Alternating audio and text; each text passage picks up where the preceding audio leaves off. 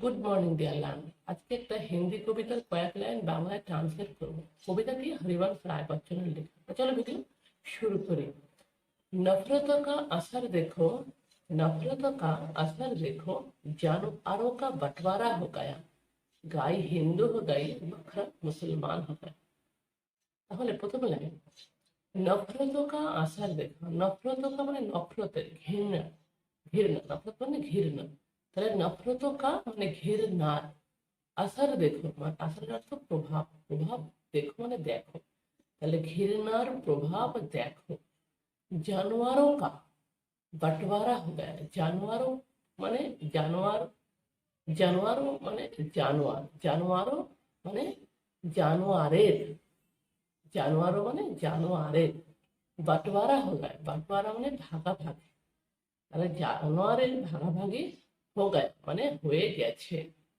गाय हिंदू हो गई, गाय মানে গরু, হিন্দু हो गई মানে হিন্দু হয়ে গেছে।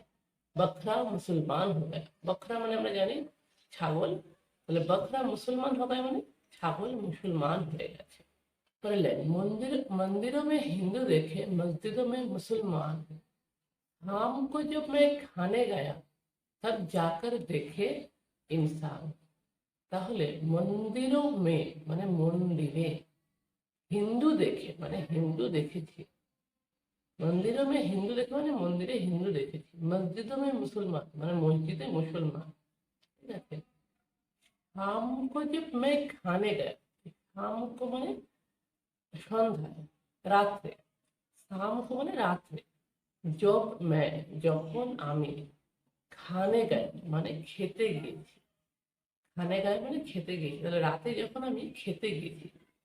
तब जाकर देखे इंसान, तब जाकर, तब মানে তখন, ঠিক আছে, जाकर মানে গিয়ে, तब जाकर মানে তখন গিয়ে, দেখে इंसान মানে দেখেছি মানুষ, तब जाकर देखे इंसान তখন গিয়ে দেখেছি মানুষ।